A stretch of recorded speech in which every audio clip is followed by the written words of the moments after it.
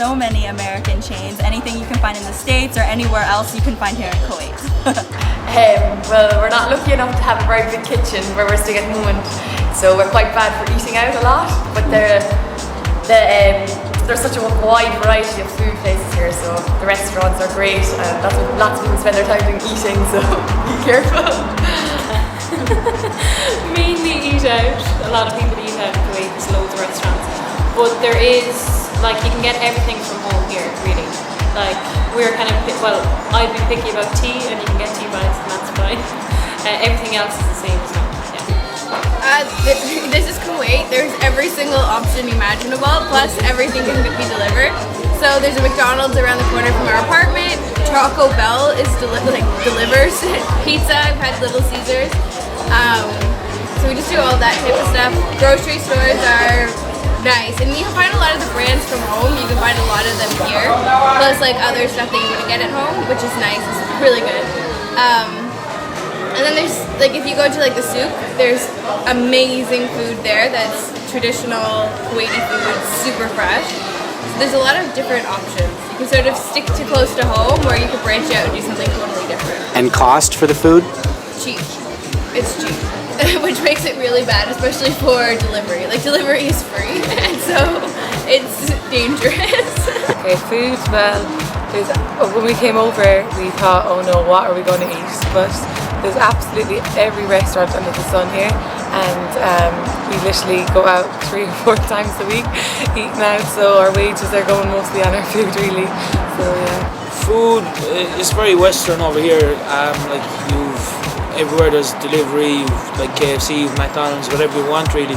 You can get Lebanese food. I haven't really tried Kuwaiti food, to be honest, so it's just like home, really. This is our chef. I'm shopping a couple of times a week. Supermarkets are pretty decent. Yeah. It is more expensive here. So. It is, but we kind of buy in bulk, and we do well for what we call. Yeah. It just depends, really. Like, if you don't mind cooking, then you can live well and live pretty cheap.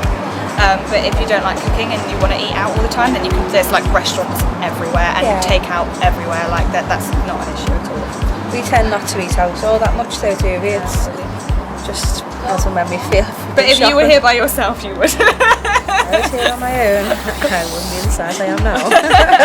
I'd be a lot bigger. Rolling. I thought there was going to be a very, very long line. I think the lines are even longer in the States. It wasn't hard for me at all. So, I mean, getting to my accommodation then was fine. Someone picked me up and dropped me off at the accommodation, and everything was fine. It wasn't as bad as I thought. Not at all as bad as I thought. In fact, kind of very tame. Like, go get your thing and then get out. Like, nothing too strenuous. Did you find the same? I was really lucky. On the flight from Toronto to Turkey, I met another girl who's teaching at Dasman. So we spent all our time at the Turkey airport together, and then we found 2 others on our flight from Turkey to Kuwait, and found another one on the flight from Turkey to Kuwait. So by the time we got to the Kuwait airport, there was like a group of us, and we all just kind of got lost together, which made it really fun and enjoyable, more of an adventure. And then as soon as we got our stuff, our bag, there's a huge sign saying, Dasman, come through. So it wasn't an issue. It's kind of fun. Yeah, same here actually. There was a lot of, I flew over with a girl from my teacher's college as well, and then on the plane there were other people who were also teachers. So it was nice getting off the plane with a bunch of people who are in the exact same position you are in right now. Very comforting. Initially, I was very scared and worried about what it would be like to come in, but Dasman was actually wonderful, and they prepared someone to come pick us up, to give us a welcome packet, and also to drop us off to our apartment. So it went much better than I had ever expected. With an Irish passport, you kind of get a visa straight away, and I didn't have time to get a worker's visa organised, but I got a visitor's visa straight away, so that was pretty good, yeah. Like I said, Googled this place to the max, and I was terrified. My parents were physically ill about me coming over, but once I landed, the airport was so easy. I went in, visa, no problem at all. Like, even when I went to America, I was queuing. Here, it's straight in and out. and there was someone there to collect me at the airport, took me straight to my accommodation. It was absolutely lovely, and even walking around the streets, like I feel so safe. There's nothing to be worried about. I'm really, really happy and really comfortable here. I definitely overpacked because, like I said before about the food, you can find anything here in Kuwait, so you can just pick it up here. You don't have to like pack everything from home. And the other thing is definitely pack cold clothes because you will need them. People will think that it's hot here all the time. It is cool and chilly in the winter. Okay, well, just so you know, you won't be covered from head to toe because that's what I thought coming over. So I was going out in August at home trying to buy baggiest pants I could find and the longest skirts and t-shirts and everything. You don't need to wear them. It's totally normal going out in shopping centres here, just jeans and a top, just shoulders covered. So when I go back at Christmas, I'm bringing everything I brought with me home and gonna repack my suitcase again. Definitely be prepared for the winter.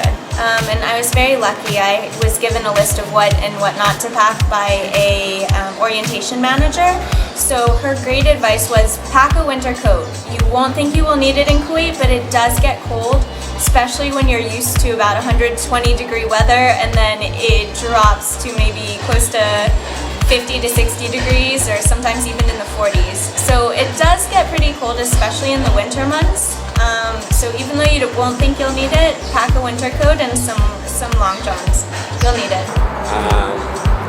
Don't pack a heavy jumper because you won't need it. Don't pack a raincoat because you won't need it. Don't pack anything. Shorts, t-shirts, but then for school you do need a lot of suit pants and shirts and stuff.